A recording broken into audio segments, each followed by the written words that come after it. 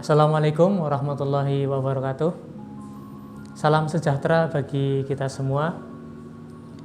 Dalam video kali ini kita akan membahas tentang pengasuhan dan pendidikan anak. Sesi keempat yaitu membantu anak sukses di sekolah.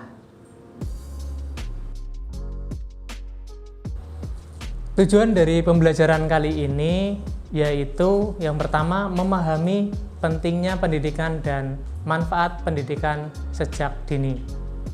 Yang kedua, cara membantu anak sukses di sekolah. Bagaimanakah video selanjutnya? Kita saksikan saja. PKH hadir. Untuk diskusi kali ini, kita akan membahas tentang cara-cara yang dilakukan oleh orang tua dalam membantu anaknya sukses di sekolah. Tapi sebelumnya, kita akan mengingat dulu apa yang telah kita pelajari di sesi sebelumnya. Silakan untuk para ibu, ada yang mewakili untuk menyampaikan apa yang telah kita pelajari di sesi sebelumnya. Ya, itulah materi yang telah kita pelajari pada sesi sebelumnya. Sekarang kita buka buku pintar mengasuh anak. Sudah dibuka? Nah, hal apa saja yang telah dilakukan? Kemudian, bagaimana hal tersebut dilakukan? Dan bagaimana tanggapan dari anak serta pasangan Anda? Apakah Bapak dan Ibu sudah mempraktekannya di rumah? Jika belum, maka Bapak dan Ibu harus mencobanya di rumah sebelum pertemuan selanjutnya. Berikan dorongan yang positif bahwa praktek baru tersebut bertujuan untuk membantu anak-anak dan orang tua agar menjadi keluarga yang lebih bahagia. Perlu diingat bahwa pendidikan merupakan hak semua anak Indonesia yang harus dipenuhi.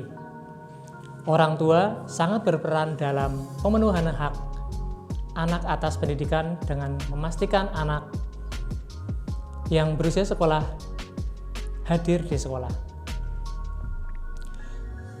Saat ini, belajar di lembaga pendidikan anak usia dini tidak menjadi kewajiban. Akan tetapi, pendidikan anak usia dini bisa membantu anak agar lebih siap bersekolah di jenjang pendidikan berikutnya.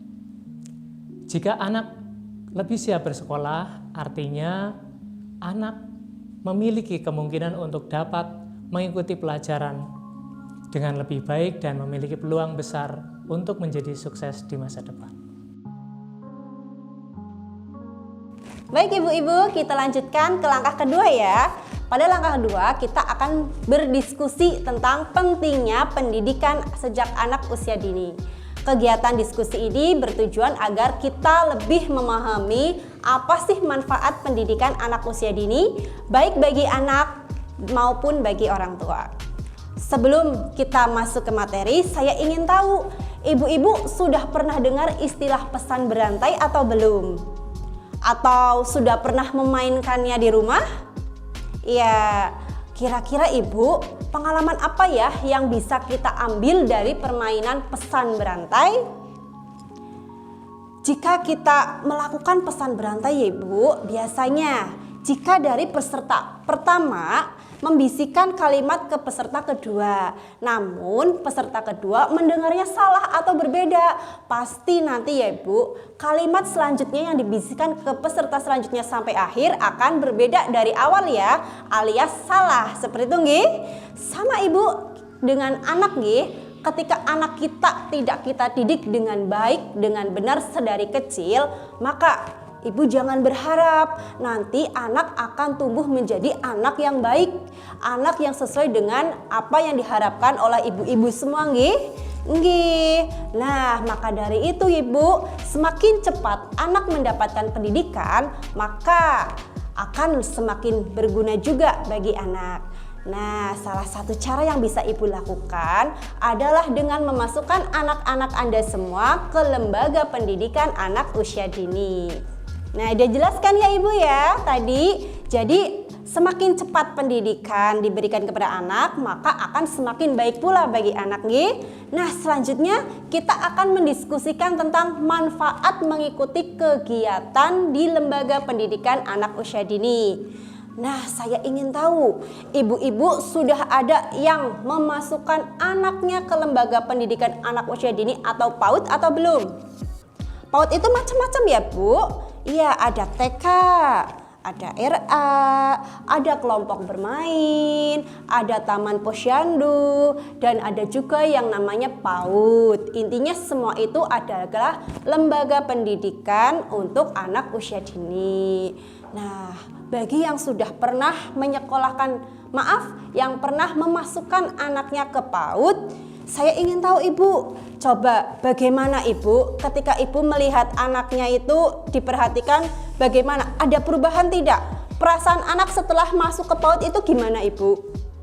Nah, selain itu perasaan Ibu juga bagaimana ketika anaknya sudah masuk ke PAUD? Nah, dan lagi ada manfaatnya tidak Ibu? Ibu memasukkan anak Ibu ke PAUD itu pasti banyak manfaatnya nggih? Nah, untuk itu mari kita diskusikan bersama-sama apa saja manfaat yang kita dapat ketika kita memasukkan anak kita ke lembaga pendidikan anak usia dini. Walaupun Ibu, anak-anak itu bisa belajar dan bermain di rumah dengan orang tua, tapi ketika kita memasukkan anak kita ke lembaga pendidikan anak usia dini, akan banyak manfaat yang bisa diperoleh baik bagi anak maupun bagi orang tua.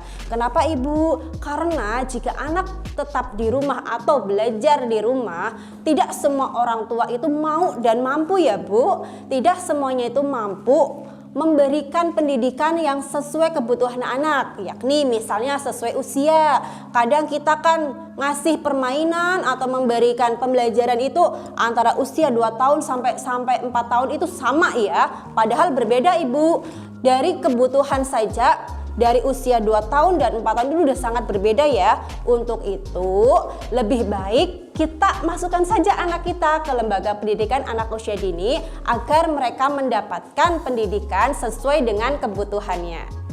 Nah, agar kita lebih memahami manfaat pendidikan anak usia dini bagi anak-anak, mari Ibu kita saksikan dulu cuplikan video atau film pendek berikut ini.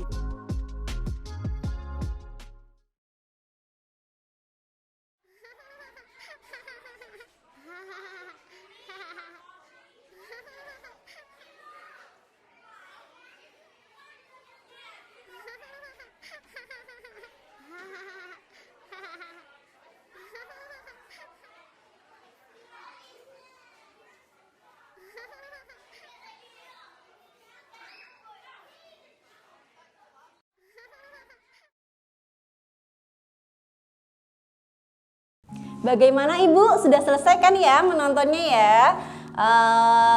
Kira-kira apa pelajaran apa yang bisa kita petik, yang bisa kita dapatkan dari cuplikan video tadi? Ya, dari ilustrasi tadi digambarkan ada 2 lembaga pendidikan anak usia dini ya ibu-ibu.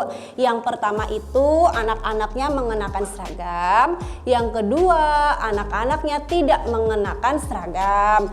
Nah, kira-kira menurut ibu-ibu semua, kedua lembaga ini ada perbedaannya tidak? Mana kira-kira yang lebih baik antara yang pakai seragam atau yang tidak pakai seragam? Ibu-ibu, kedua lembaga ini sama baiknya. Kenapa? Karena baik buruknya lembaga pendidikan anak usia dini tidak dilihat dari ada atau tidaknya seragam tetapi dari kemampuan lembaga tersebut dalam merencanakan pembelajaran yang baik, yang menyenangkan dan bermanfaat bagi anak. Lembaga pendidikan anak usia dini yang baik tidak akan memberi pelajaran calistung kepada anak-anaknya Bu. Calistung itu pembelajaran yang menuntut anak untuk bisa menulis, membaca, dan berhitung. Nah, untuk anak usia dini itu perlu diperhatikan ya Ibu. Ini belum saatnya untuk belajar membaca, menulis, dan berhitung. Nanti anak-anak akan ada waktunya untuk mempelajari pelajaran membaca, menulis, dan berhitung, yaitu ketika sudah SD. Seperti itu Ibu. Jadi kita harus pintar juga memilih pendidikan anak usia dini yang bisa membuat anak kita itu menjadi senang, menjadi semangat untuk belajar dan mencintai kegiatan pembelajaran di PAUD.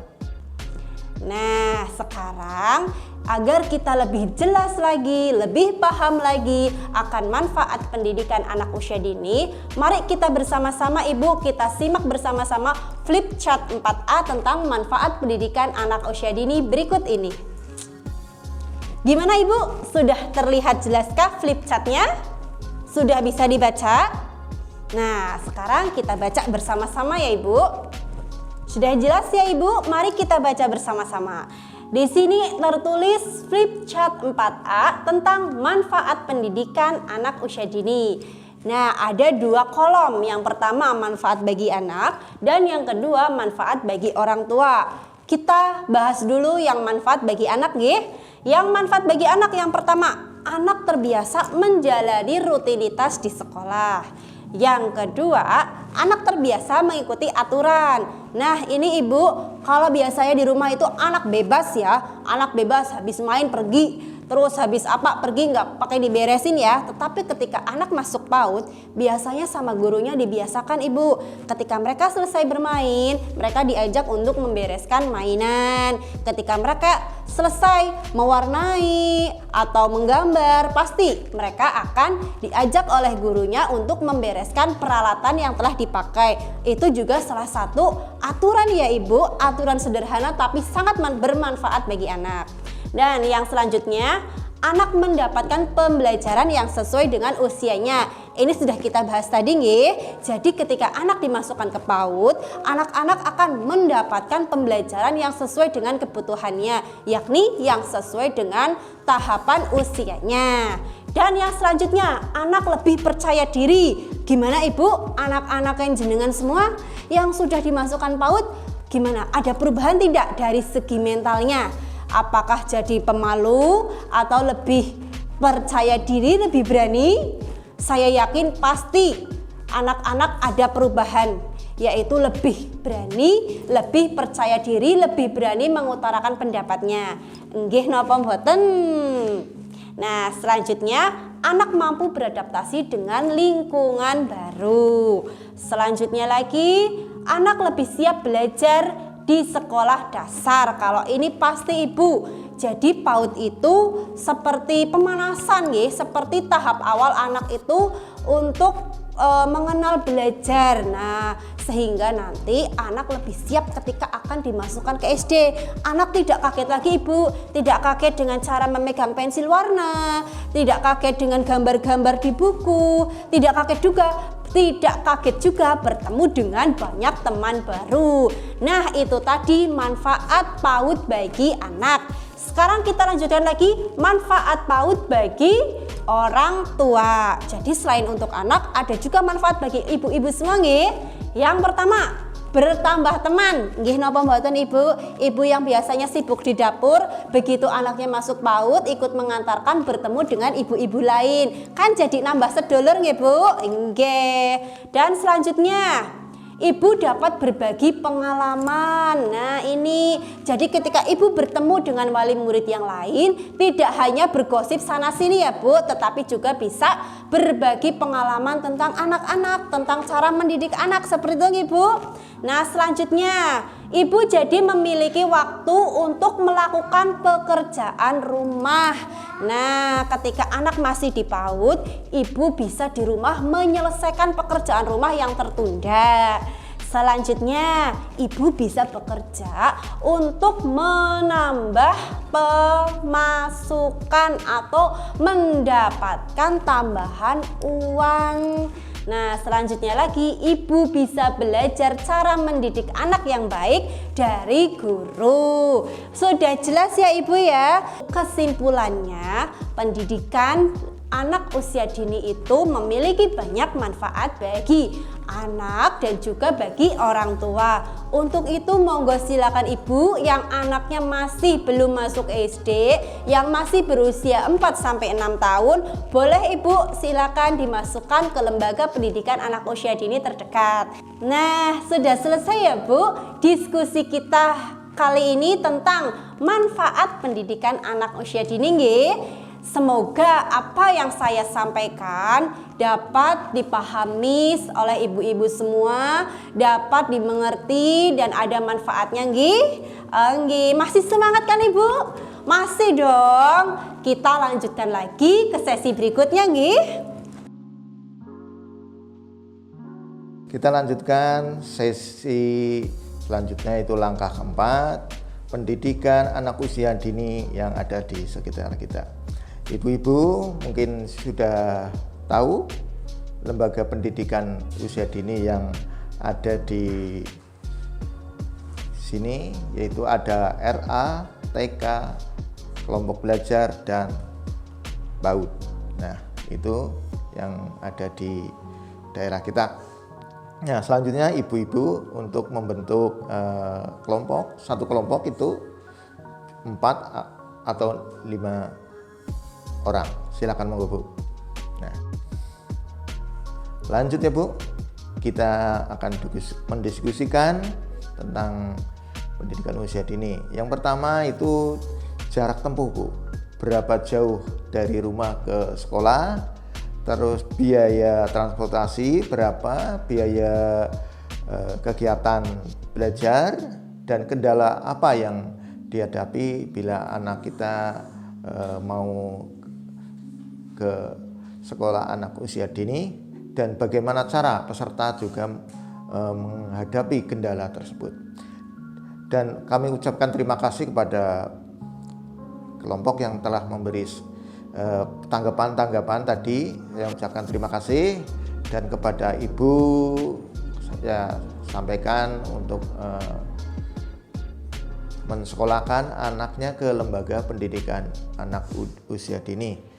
Yang selanjutnya sampaikan bahwa jika peserta mengalami kendala biaya, maka salah satunya adalah untuk mengatasi atau mengurangi itu bisa menghilangkan atau bahan kebiasaan anak itu biasanya jajan, bisa kita dikurangi, kita tabung untuk keperluan lembaga pendidikan usia dini. Dan kepada peserta juga bisa mengikuti sesi-sesi selanjutnya, yaitu cara mengelola keuangan keluarga saat sesi pengelolaan keuangan. Dan kami minta kepada ibu untuk yang mempunyai anak atau cucu, mereka bisa menyekolahkan ke lembaga pendidikan usia dini. Dan kami ucapkan terima kasih. Ya, halo ibu-ibu semuanya, gimana? Masih semangat kan? Mari kita lanjutkan untuk materi selanjutnya ya. Kali ini kita akan berdiskusi ya Bu ya, berdiskusi tentang bagaimana cara membantu anak untuk sukses di sekolah. Nah, biasanya apa sih yang dilakukan ibu-ibu dalam membantu anak agar berhasil di sekolah? Nah, bagaimana ya Bu? Semuanya sudah tahu pasti dan punya cara tersendiri untuk membantu anak sukses di sekolah.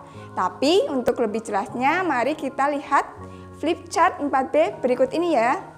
Ya, ibu-ibu silahkan kita lihat bersama-sama flip chart di samping berikut ya Bu ya. Cara membantu anak sukses di sekolah ada beberapa tahapan ya Bu ya. Yang pertama yaitu bertanya tentang perasaan dan pengalaman anak di sekolah. Jadi setelah pulang sekolah ya, ibu-ibu bisa langsung tanya ke anaknya bagaimana tadi di sekolah, terus pelajarannya apa saja ya Bu ya. Terus selanjutnya yaitu memberikan semangat dan pujian kepada anak. Nah, seperti ini ya Bu ya. Misalnya ketika anak ibu mau ujian atau mau ulangan. Nah, ibu itu harus memberikan semangat supaya anak lebih giat lagi dalam belajar, lebih semangat, atau bisa dengan memberikan makanan yang disukai oleh anak. Nah, selanjutnya mari kita lihat lagi ya Bu ya, untuk yang ketiga yaitu bantu anak menyelesaikan tugas di sekolah ya. Di sini biasanya gimana ibu-ibu kalau anaknya punya PR atau tugas dari sekolahan, biasanya ibu membantu atau gimana? Tidak? Ya, saya sarankan ya untuk membantu anak. Jadi ketika pulang sekolah ditanya terus ada PR atau tugas, silahkan ibu dampingi anak untuk mengerjakan pekerjaan tugas dari sekolah tersebut ya Bu ya. Selanjutnya yaitu membuat jadwal kegiatan setelah pulang sekolah ya. Jadi setelah pulang sekolah lebih baik ibu membuat jadwal ya Bu ya. Jadi biar terstruktur kegiatan anak-anak ibu di sekolah ya, seperti itu. Dan yang terakhir yaitu menjalin hubungan yang baik dengan guru di sekolah. Jadi selain ibu menjalin hubungan yang baik dengan anak, ibu juga harus menjalin hubungan baik dengan sekolah. Jadi ibu perlu tahu bagaimana sih perkembangan anak di sekolah dan bagaimana sih kelakuan anak di sekolah. Seperti itu ya Bu ya. Oke, baik Ibu, tadi kan sudah kita pelajari materi sebelumnya. Nah, sekarang kita lanjut ke materi selanjutnya yaitu bagaimana cara membantu anak mengatasi permasalahannya di sekolah. Sebelum kita untuk lebih lanjut lagi, kita saksikan dulu ya video atau film berikut ini.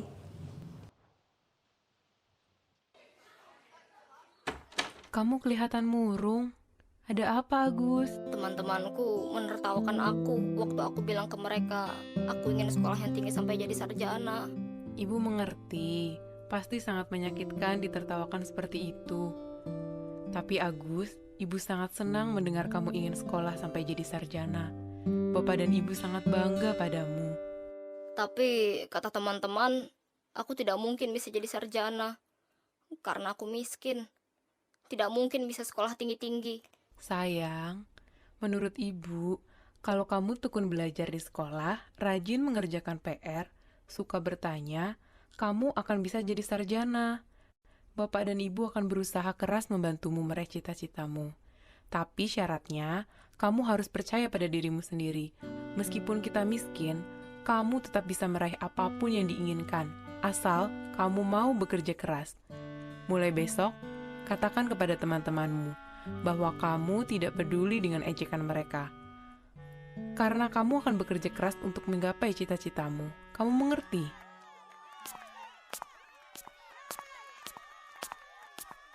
Anak orang miskin, kamu nggak akan bisa jadi sarjana. Sudah, pulang saja, tidak usah sekolah. Mungkin aku memang lebih miskin daripada kalian. Tapi aku akan belajar dan bekerja keras untuk mencapai cita-citaku. Kalian boleh bicara apa saja, aku tidak akan peduli. Ya Ibu, baik, tadi sudah Ibu menyaksikan ya film atau video yang telah diputar. Nah, apa yang bisa dipelajari dari video atau film tadi Bu? Gimana? Kemudian selanjutnya, apa yang dilakukan Bu Lili untuk membantu Agus dalam mengatasi masalahnya? Ya, jadi kesimpulannya dari cerita tadi bahwa Ibu Lili berusaha untuk memberikan kesempatan kepada Agus untuk menyampaikan pendapat dan perasaannya ya Bu ya. Kemudian Bu Lili juga berusaha untuk membantu Agus mengatasi masalahnya dengan baik, yaitu dengan bagaimana? Yaitu dengan cara mengajarkan kepada Agus untuk berani mengungkapkan perasaan atau pendapatnya kepada siapapun ya Bu ya. Dan ingat Ibu, keterampilan untuk mengutarakan atau mengeluarkan pendapat anak itu sangat diperlukan agar anak lebih sukses di sekolah dan agar anak juga lebih dihargai oleh orang-orang di sekitarnya. Ya, cukup ya Bu ya. Jadi Ibu sudah paham? Kalau sudah paham, saya mohon ibu-ibu di rumah untuk selalu mengingat apa yang telah saya sampaikan ya Bu ya. Dan jangan lupa untuk mempraktekkan apa yang sudah Ibu pelajari tadi di dalam rumah ya. Misalnya ketika tadi ya pulang sekolah, Ibu langsung tanya bagaimana di sekolahnya, kemudian apa yang dipelajari, dan jangan lupa ya Bu ya, untuk selalu memberikan kesempatan kepada anak agar mengungkapkan perasaan atau pendapatnya. Oke, baik ibu-ibu, kita lanjut lagi ya untuk selanjutnya atau materi berikutnya. Di sini kita akan berdiskusi lagi ya Bu ya, tetapi kali ini berbeda topik ya. Topik kali ini atau yang akan kita pelajari yaitu cara mengatasi anak yang tidak mau bersekolah lagi. Di sini kita harus tahu dulu ya ibu-ibu, masalah apa yang membuat anak tidak mau bersekolah ya. Misal diejek temannya ya, atau mungkin juga karena kelelahan, itu bisa jadi ya, seperti itu ya Bu. Itu adalah beberapa contoh masalah yang mungkin anak tidak mau untuk bersekolah lagi ya. Kalau kita sudah tahu masalahnya apa, selanjutnya bagaimana sih cara mengatasi anak yang tidak mau sekolah ya Bu. Di sini kita akan belajar dari keluarga Ibu Lili ya, bagaimana cara mengatasi Agus yang tidak mau bersekolah atau tidak mau berangkat sekolah lagi ya Bu ya. Untuk lebih lanjut, mari kita lihat filmnya atau mari kita bersama-sama menyaksikan film berikut ini.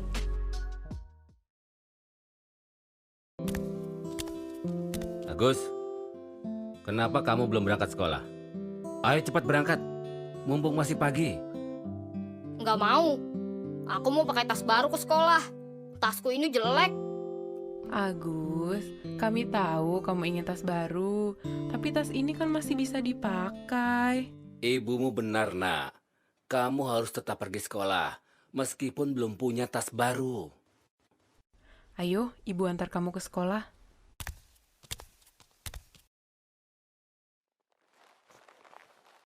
Ibu sudah buatkan ubi goreng untukmu. Jadi, kamu bisa tabung uang jajanmu untuk membeli tas baru.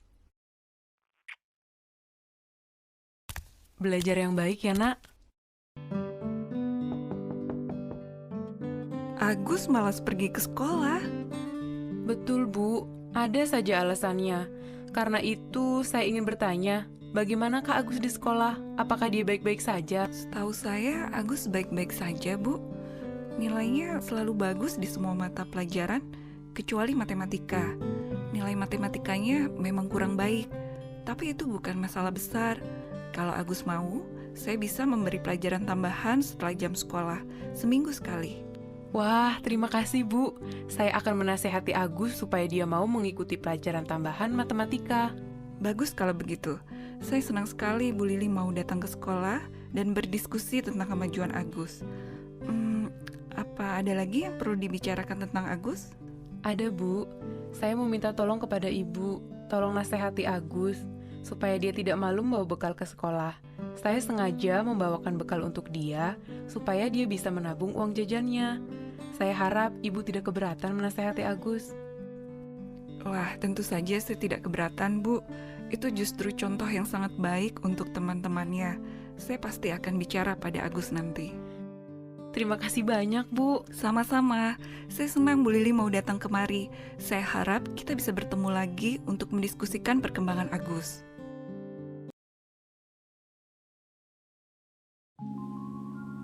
Ya, oke Ibu, gimana tadi sudah menyaksikan filmnya?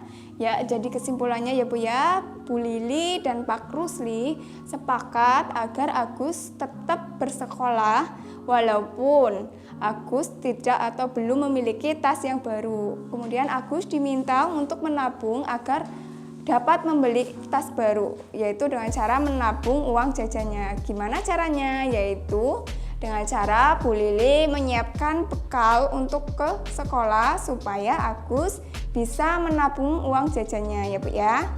Kemudian selanjutnya yaitu Ibu Lili menjalin komunikasi dengan guru di sekolah ya. Jadi komunikasi atau menjalin komunikasi dengan guru itu sangat penting ya Bu ya, untuk mengetahui perkembangan anak berada di sekolahan ya Bu ya. Jadi Ibu tahu bagaimana perkembangan anak saat berada di sekolah dan mengkomunikasikan juga kepada guru bagaimana perkembangan anak di rumah. kepada gurunya supaya kita sama-sama tahu dan saling koreksi ketika di sekolah ya ada bu guru dan ketika di rumah ada kita sebagai orang tua. Seperti itu ya Bu ya.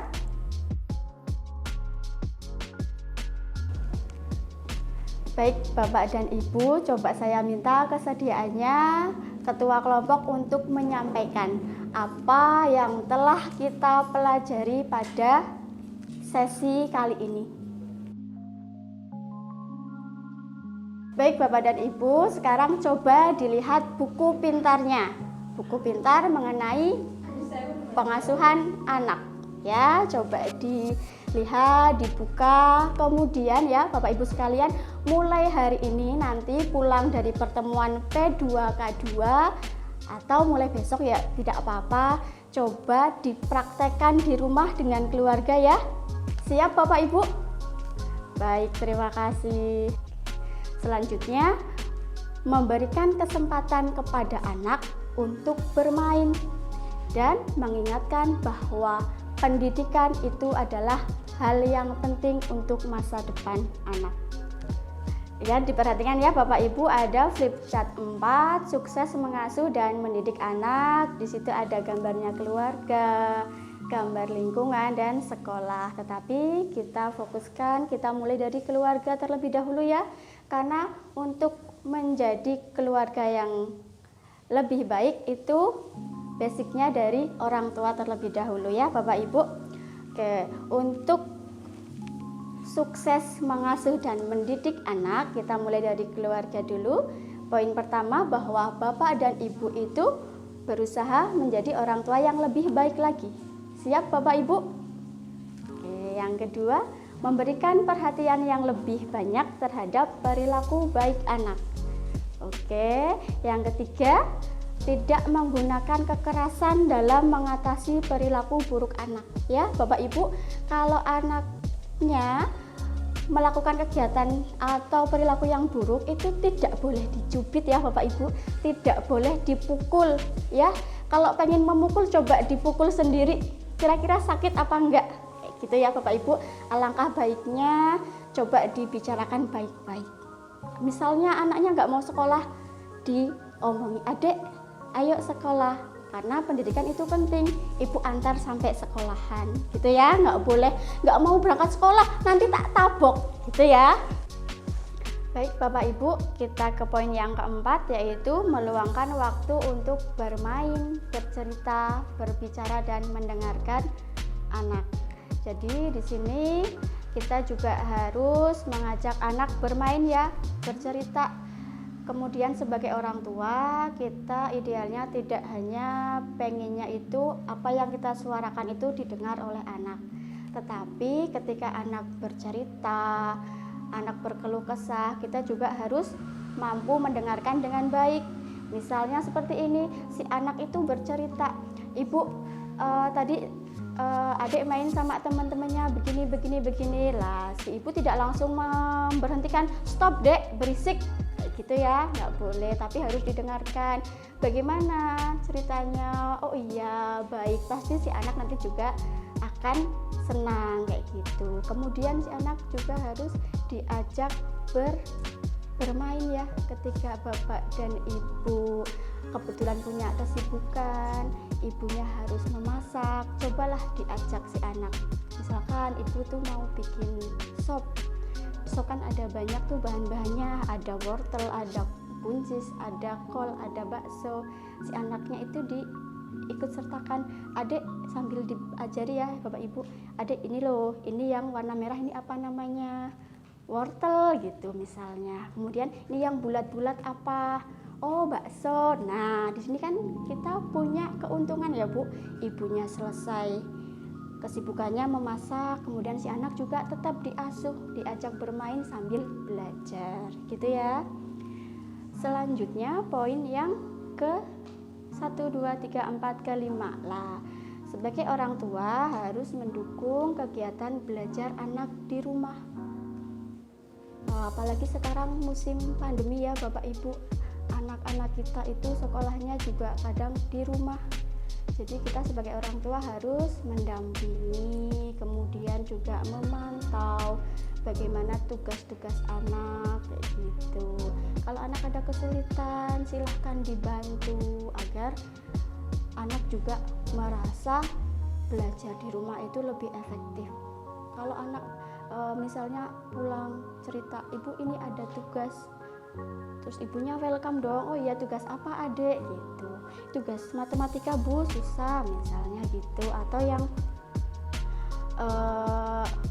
ini ada PAUD misalkan ada tugas suruh mewarnai gitu, jadi ibu juga oh ya sini dibantu oleh ibu gitu ya. Selanjutnya, poin yang terakhir, bahwa sebagai orang tua itu harus menjalin hubungan baik dengan pihak sekolah. Orang tua harus intens bertanya kepada bapak atau ibu guru yang mengampu putra-putri kita di sekolah. Bapak dan Ibu, jangan lupa ya, setelah kita mempelajari modul 1 dari sesi pertama, kedua, ketiga, dan hari ini, silahkan dipraktekkan di rumah pengasuhan baru bersama dengan pasangan. Demikian, terima kasih. Wassalamualaikum warahmatullahi wabarakatuh.